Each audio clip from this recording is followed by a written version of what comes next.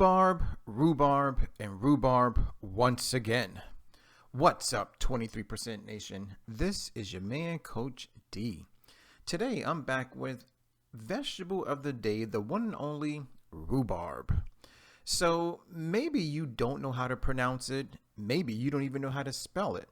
Maybe you've never heard of it before. Maybe you eat it all day, every day. Maybe, just maybe, you absolutely love rhubarb pie. Well, guys, whatever the case may be, please listen and watch on. Why? Because we're about to dive just a little deeper into the wonderful world of the rhubarb. All right, first up, a little bit of background information. Rhubarb is most often thought of as a vibrant fruit because of its sweet, tart taste, particularly since it's most often found in bakery-style creations such as rhubarb pie. But did you know that it's actually a vegetable? That's right, guys, a rhubarb, okay? It's a vegetable, not a fruit. It's true, but that doesn't make classifying it any less complicated. While technically it is a vegetable, legally it's considered a fruit due to a 1947 court ruling. Talk about confusing. Wow, guys, who knew that it actually took a court ruling in 1947 for a plant to be considered a fruit as opposed to it being considered a vegetable? Huh. Now that I think about it, maybe I should have put that under the fun facts. Well, guys, regardless of the court ruling, please understand that rhubarb is technically a vegetable. It is not a fruit. So there we have it, guys. A little bit of background information about the one and only rhubarb. All right, a little more background information. Now, 23% Nation, I already know a lot of you are asking, Coach D, you still haven't answered question number 1, which is, what in the world is rhubarb? Well, guys, here we go. Rhubarb is a perennial plant. Now, for those of us who are familiar with plants, great. For those of us who aren't, it's easy, guys.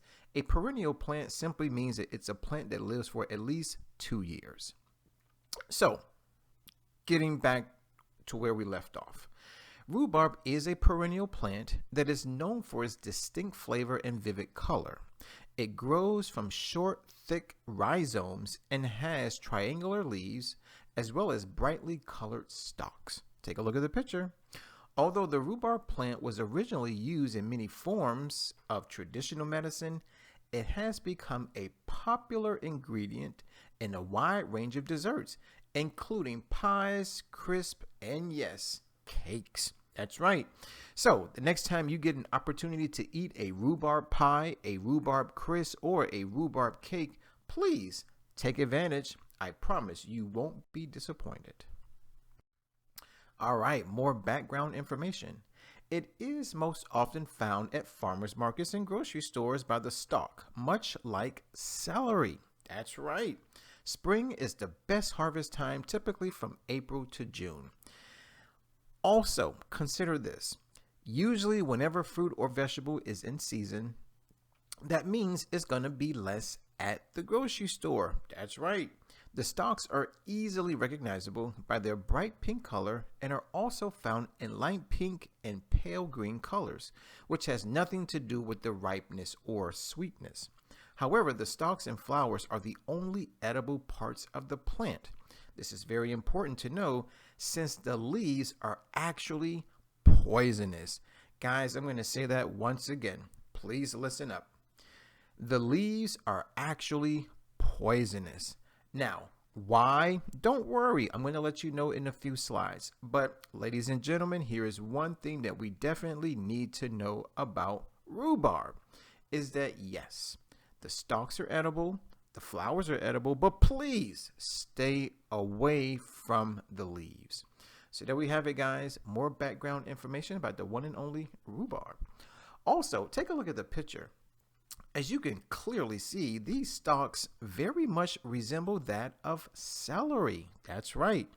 Obviously, you have a different color and probably a different taste, but yet and still, they can be easily confused. All right, more background information.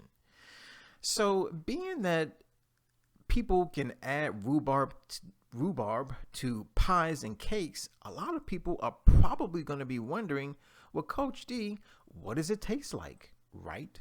Well, let's talk about it. When eaten alone, this fruit-like veggie is very tart. That's right, the opposite of sweet. That is why it's mostly seen in pies and jams or stewed with lots of sugar and other sweet fruits such as strawberries. Yummy. While the stalk, known as a petiole or petiole, is the most common edible component, the unopened flowers are also edible and considered a delicacy in northern Asia. Wow, who knew? So for all of us who are wondering what in the world does an unopened rhubarb flower look like? Well, guys, just take a look at the picture. Pretty, huh? So yes, go ahead, eat the flowers, eat the stalks, but once again, stay away from the leaves. All right, now it's time for a few fun facts. Now, even though the leaves are inedible and poisonous, some people just maybe want to learn how to grow rhubarb, right? I mean, after all, the stalks are vibrant and beautiful, yes? So let's talk about that. Rhubarb, once again, is a perennial vegetable that can be easily grown at home for use in your favorite recipes, from rhubarb custard pie to rhubarb muffins and more. The plants grow from short, thick rhizomes. Rhizomes and roots grow underground. However, a rhizome is not a root, rather a stem that grows horizontally. Interesting. Take a look at the picture, guys, right? You see those large rhizomes, right? Interesting, huh? Leaves emerge from the rhizomes and flower stalks, and flowers may develop later in the spring. While the stalks may be red, pink, green, or some combination, the red and pink colored cultivars are most desired, likely because they have better flavor.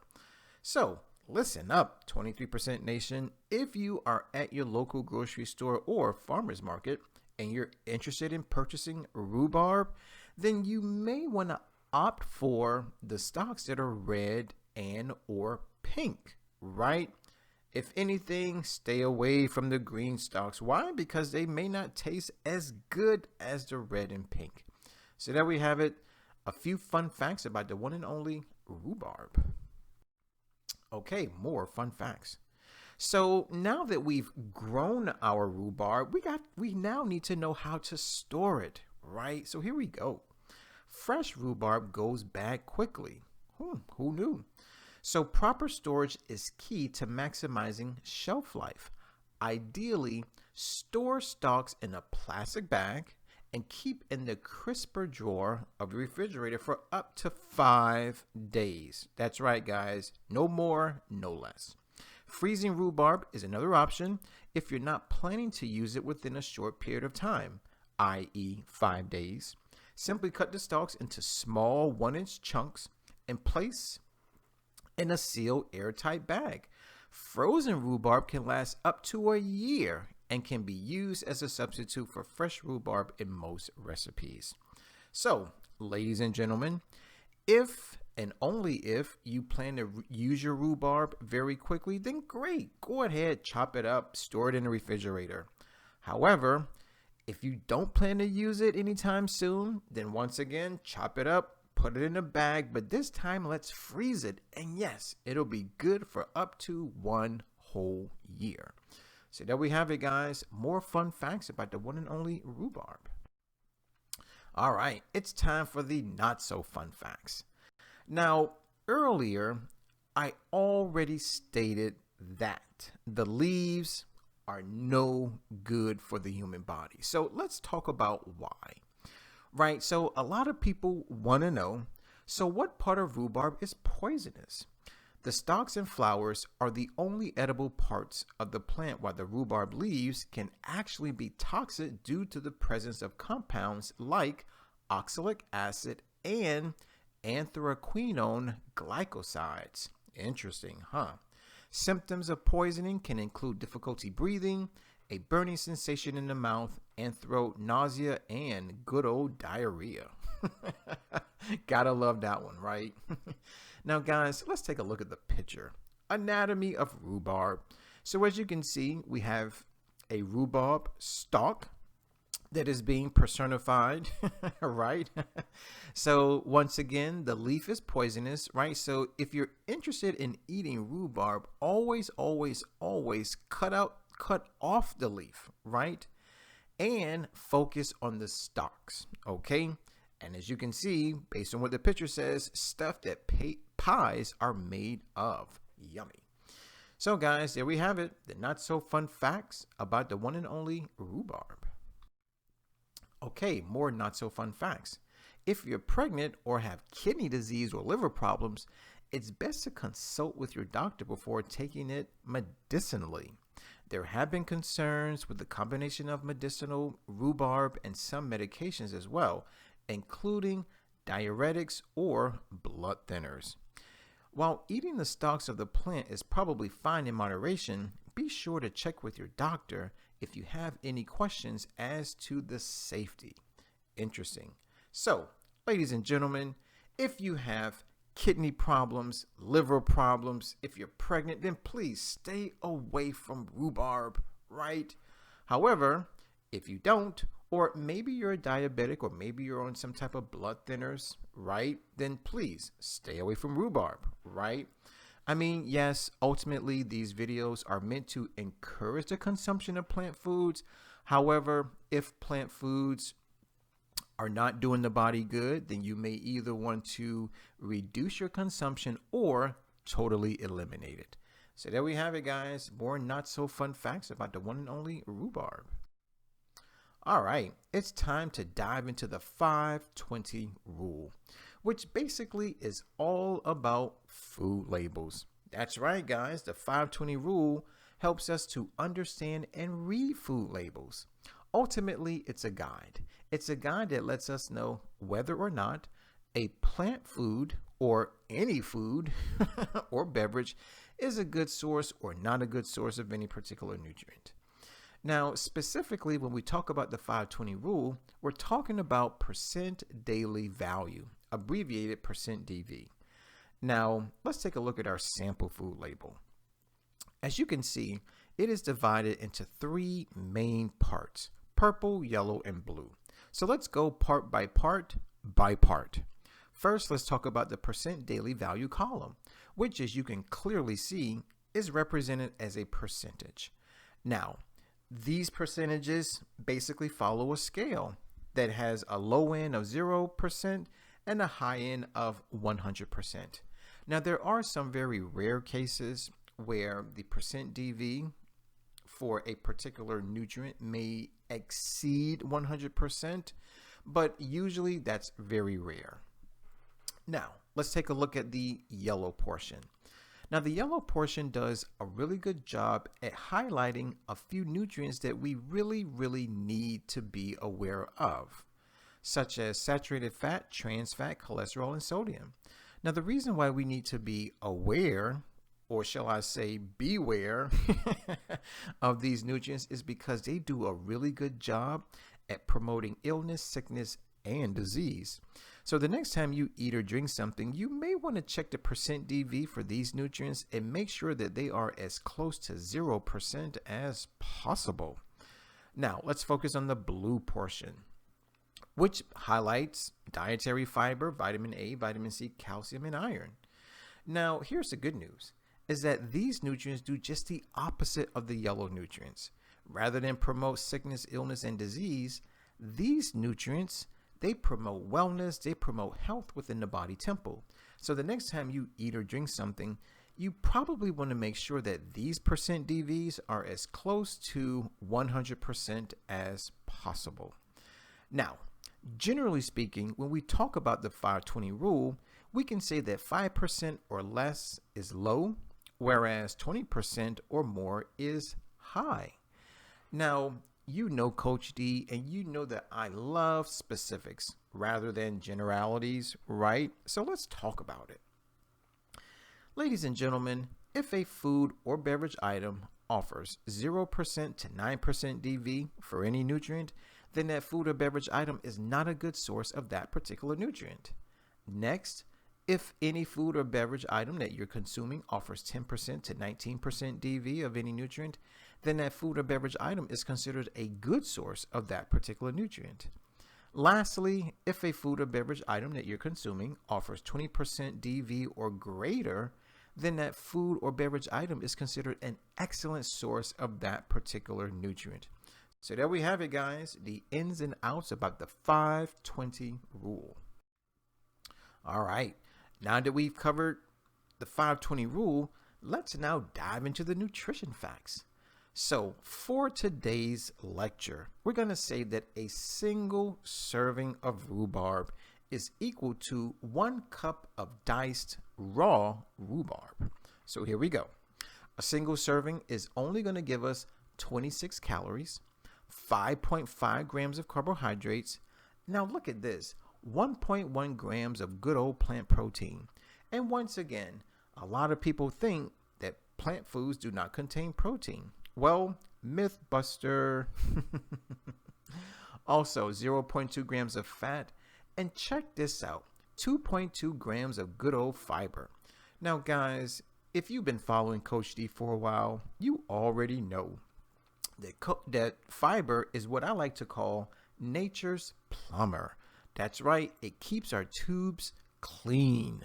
Which tubes, you may wonder? Well, we're talking about your arteries. It keeps the arteries free of plaque and excess cholesterol. And it also keeps your colon free of toxins and unnecessary stuck waste. That's right. Moving on. A single serving of raw rhubarb is going to provide vitamin K, 45% DV. Excellent source based on the 520 rule, right? Vitamin C comes in at 16% DV. Good source. Manganese comes in at 12% DV. Good source. Calcium and potassium each coming in at only 10% DV. Well, maybe I shouldn't say only, because technically it is a good source of both calcium and potassium. But then we got magnesium coming in at only 4% DV, so it's not a good source of magnesium. So there we have it, guys, the nutrition facts about the one and only rhubarb. All right, now that we've discussed the 520 rule and the nutrition facts, we now got to talk about the health benefits. But before we do, I want to offer you this. Ladies and gentlemen, we got to now talk about the principle of cause and effect, which basically states that every cause has its effect and every effect has its cause. There really is no such thing as chance and or luck. In other words, everything happens for a reason. Now, the reason why I bring this up is to let you know this, is that if you currently are dealing with any type of disease, well, chances are, yes, you caused it. As opposed to you being very, very healthy, well, believe it or not, you caused that too. That's right. So guys, really what I'm saying is this, is that whether you have a disease or whether you're healthy, well, ultimately that is the effect. The cause is what we're putting into our bodies. So that being said, today I want to talk about the health benefits of rhubarb, which really are the effects, but more importantly, I want to let you know the cause of these effects. I want to let you know what phytonutrient is responsible. I want you to know that rhubarb has medicine. That's right. So here we go. Benefit number 1, it eases digestion. Perfect. So what's the medicine? What's the cause? What's the phytonutrient? Well, say hello to good old fiber. Benefit number 2, it strengthens our bones. Perfect. So what's the cause? Well, good old vitamin K. Benefit number 3, it may stave off brain disorders. How nice is that? So what's the cause? What's the medicine? Say hello to antioxidants, right? Number 4, fights free radicals. That's right, guys. Now, free radicals are really the bad guys. That's right. You know, they've been implicated in causing disease such as Alzheimer's, dementia, heart disease, right? And all types of other problems. So the question is, what does rhubarb have that helps to fight free radicals? Well, guys, it's called antioxidants. So now specifically, which antioxidants does rhubarb contain? Well, here we go. It has epicatron, miracetin, hyperoside, quercetrin, and quercetin. Interesting, huh? Health benefit number 5. It relieves constipation and diarrhea. So, what's the cause? Well, here's the good news. Rhubarb has laxative properties. That's right, guys. So, be careful eating rhubarb at work. And health benefit number 6 is that it reduces inflammation. That's right. So, what's the cause? What's the medicine? What's the phytonutrient? Well, say hello to the antioxidants once again. Plus, we got to give it up for rhubarb extract. So there we have it, guys. 6 amazing health benefits from the one and only rhubarb. All right, now it's time to talk about food. That's right, guys. Y'all know that Coach D loves plant foods. Now, normally, our go-to website for everything vegan is forksOverKnives.com, but today I thought I'd switch it up just a little bit and introduce you to a brand new website entitled The Lazy Vegan Baker. Sounds right up my alley, right? So, guys, I went to thelazyveganbaker.com, did a little bit of research, and I came across 2 delicious looking recipes. That's right. So I want to share them with you right now. So recipe number 1 is fudgy rhubarb brownies. Wow, take a look at that picture. The second recipe is rhubarb cinnamon coffee cake with vanilla coconut sauce. Take a look at that picture. Wow. My mouth is already watering. So if you're like Coach D and you love sweets, right, then you probably are interested in making and tasting both of these dishes. So listen, do me a favor. Click on the description box. Why? Because I'm providing you with a direct link to both of these recipes. That's right. Now, when you go there, you're going to find a lot of great information, such as pictures, maybe a video. You're going to find ingredients and, of course, cooking instructions. So, guys, do me a favor. Do yourself a favor. Click on the description box, click on the link, make the dish, taste the dish, come back to the video and share your thoughts. So there we have it. Not 1, but 2 amazingly delicious vegan plant-based rhubarb recipes from thelazyveganbaker.com. All right, 23% Nation, I hear you. A lot of you say, well, Coach D, thanks for the fun facts and not so fun facts, the nutrition facts, and the recipes. But what I really want to know is, when should I eat more rhubarb, right? Well, guys, if that's your question, then I got to tell you that the perfect day to eat more rhubarb is Nature Day. Oh, yes, good old Nature Day. Now, Nature Day happens to be the first day of the 23% challenge. Now, if you've been following Coach D for a while, you absolutely know exactly what the 23% challenge is all about. But for all of my newcomers, here it is in a nutshell. The 23% challenge is a monthly 7-day wellness program that is designed to help improve your health, your wealth, your relationships. Oh, and it also helps to save good old planet Earth. Now, here are 2 things that we really, really need to know about the challenge. Number 1, it's monthly, every month, January through December, and it's only 7 days long. As a matter of fact, it's the first 7 days of every month, the first all the way through the 7th. Now, being that Nature Day is the first day of the challenge, that simply means that Nature Day is the first day of every month. That's right. So whether it's November 1st, December 1st, or even January 1st, it's always Nature Day. Okay, 23% Nation, a lot of you are intrigued. A lot of you are interested. A lot of you are inspired to participate in Nature Day. But you probably want to know, well, Coach D, what is Nature Day all about, right? Well, in a nutshell, Nature Day is all about eating more plants. That's it, guys. Oh, and let's not forget about drinking only water. That's right. Now, I've talked to lots and lots and lots of different people. And there are two things that I've come up with. Is that some people think that eating more plants is very easy. And then I've also talked to other people who say that eating more plants is extremely difficult, right? So whether you think it's easy or difficult, I believe I can help you out.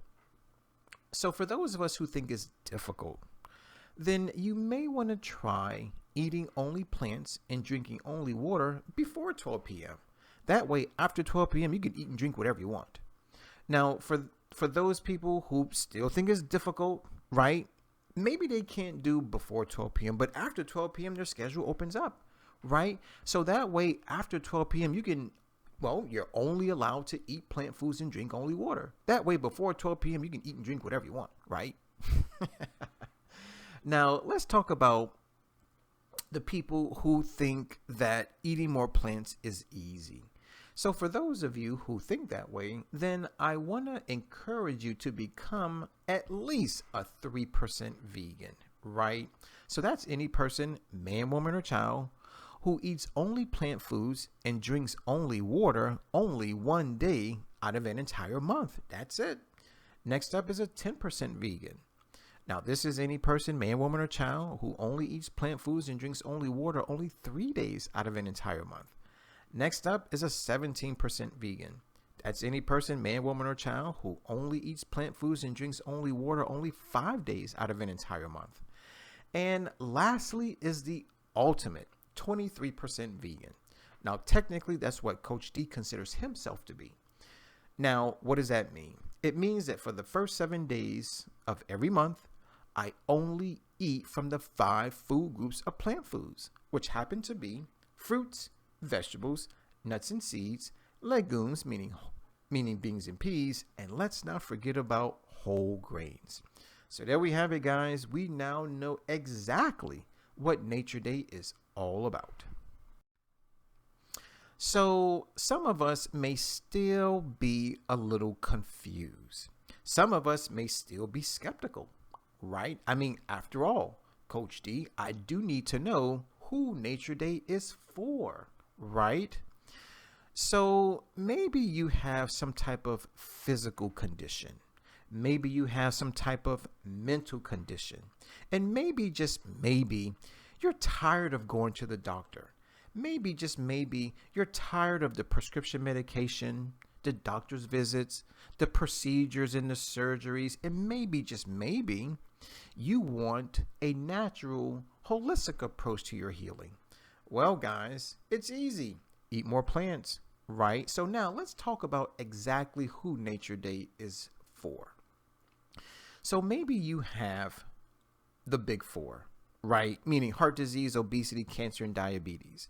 Maybe you have skin issues such as pimples, whiteheads, blackheads, eczema. Maybe you have psoriasis. Maybe you have digestive issues such as constipation or diarrhea. Or maybe you have irritable bowel syndrome, or maybe leaky gut syndrome. Or maybe, just maybe, you have mental issues such as depression. Maybe you're bipolar. Maybe you're sad all the time, or maybe you're pissed off and angry all the time. Well, whatever the case may be, eat more plants, right? I mean, after all, this is a natural, holistic approach to your healing.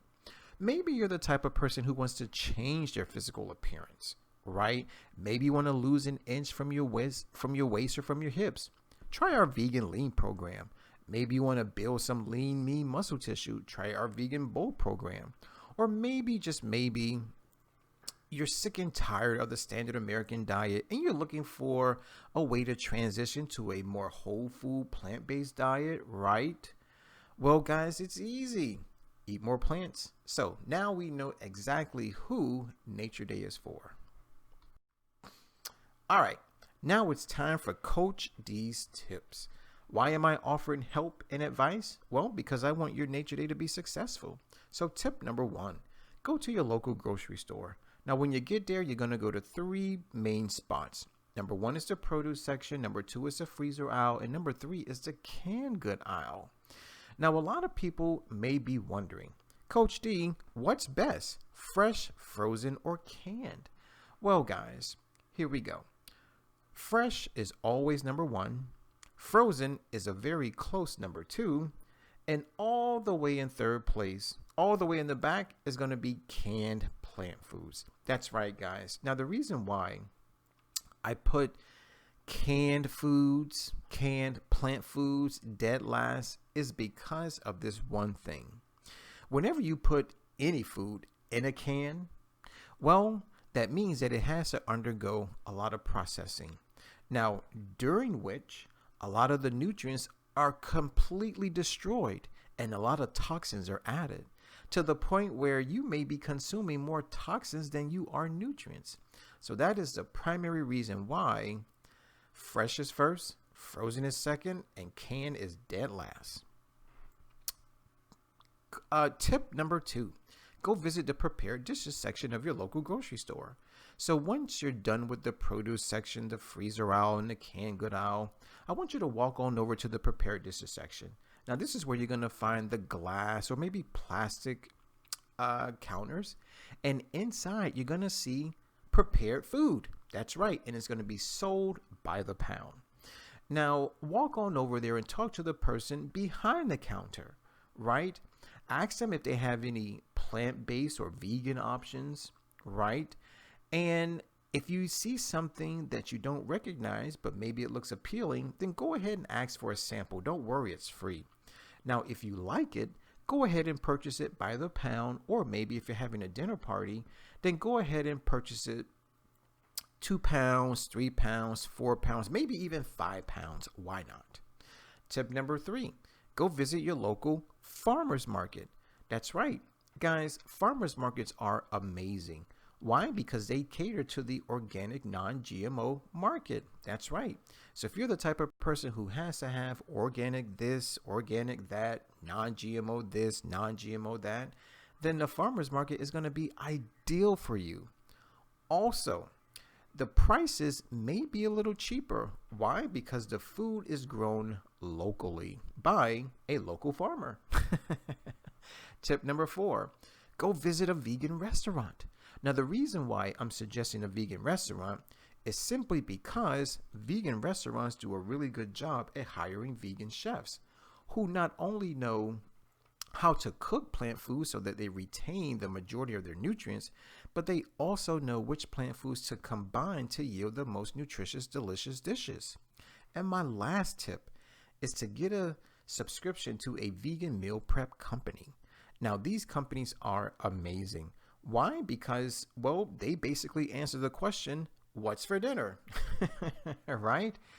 Also, I suggest this for people who complain that they don't know how to cook plant foods or they just don't have the time to cook plant foods, right? Well, here's what I say. Let somebody else do the cooking for you, right? So do this. Give them a call, get the subscription. They make the food. They may even deliver the food and then you eat the food. Yes, it's just that simple. So there we have it, guys. 5 amazing tips to help make your nature day successful. All right. It's time for our question of the day, and this comes from yours truly and the rest of the 23% nation. We have inquiring minds. So we want to know, which part of the rhubarb plant is inedible and poisonous? Is it the leaf? Is it the stalk? Or is it the flower? Now, I believe I covered this information several times earlier in the lecture, so please write your answer in the comment box below. Guys, I want to thank you for watching. I definitely want to thank you for listening. As always, let's eat well, feel well, think well, do well, be well. This is your man, Coach D. Now, before I sign out, I got to ask you to please subscribe, share, comment, and like the video, especially if you love rhubarb. And please don't forget to use our 3-word mantra. It's hashtag eat more plants. As stated earlier, my name is Coach D. I'm signing out. Always remember to take care, God bless, and never ever forget that Coach D loves you.